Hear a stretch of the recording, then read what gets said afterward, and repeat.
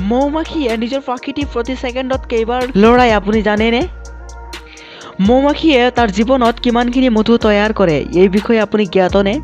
যদি এইবোৰৰ বিষয়ে আপুনি অজ্ঞাত তেন্তে আছামিজ আননোন ফেক্টৰ ভিডিঅ'টো মাত্ৰ আপোনাৰ বাবে।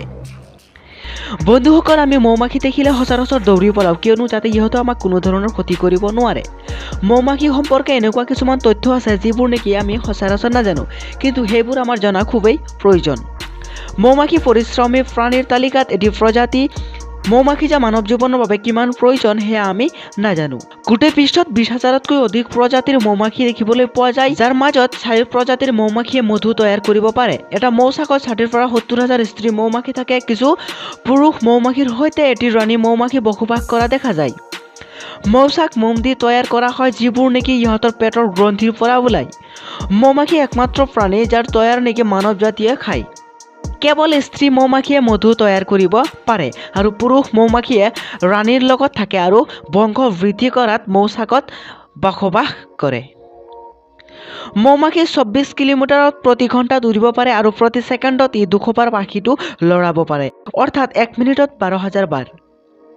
মৌমাখি ফুল বিচাৰি ইহঁতৰ চাকৰ পৰা 10 কিলোমিটাৰ দূৰলৈকে যাব পাৰে আৰু একেলগে 50 পৰা 100টা ফুলৰ ৰস ইহঁতে শোষণ কৰিব পাৰে বা শোষণ কৰি সিহঁতৰ ৰসটো সিহঁতৰ পেটৰ গ্ৰন্থিত ৰাখিব পাৰে। 1 কেজি মৌ বনাবলৈ মাখিৰ প্ৰায় 40 লাখ ফুলৰ ৰস ল'ব লাগে আৰু 90,000 মাইল উৰিব লগা হয়, যিবোৰ নেকি পৃথিৱীৰ 3 পাক ঘূৰাৰ সমান। এটা মৌমাখি তাৰ সম্পূৰ্ণ জীৱনত 1 চামুচৰ 12% মধু তৈয়াৰ কৰিব পাৰে। ইহঁতৰ গড় আয়ু হৈছে 45 দিন। পুৰুষ মাখি মিলনৰ পিছত মৃত্যুবৰণ কৰে কাৰণ মিলনৰ পিছত ইহঁতৰ অণ্ডকোষটো ফাটি যায়। মধুৰ মিঠাৰ পৰিমাণ বহুত বেছি হোৱাৰ বাবে চেনিতকৈ 25 গুণ বেছি মিঠা হোৱা দেখা যায়।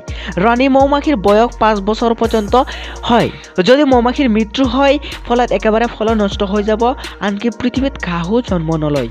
বৈজ্ঞানিকৰ তথ্য অনুসৰি যদি মৌমাখিৰ বিলীন হৈ যায়, তেনেহ'লে পৃথিৱীত মাত্ৰ 4 বছৰহে মানৱ জাতি জীয়াই থাকিব। বন্ধুসকল, ভিডিঅ'টো চাই কেনেকুৱা পালে? যদি ভাল পালে চেনেলটো নিশ্চয় ছাবস্ক্ৰাইব কৰিব, আগন্তুক ভিডিঅ'ৰ বাবে নটিফিকেশ্যন অল কৰি দিব।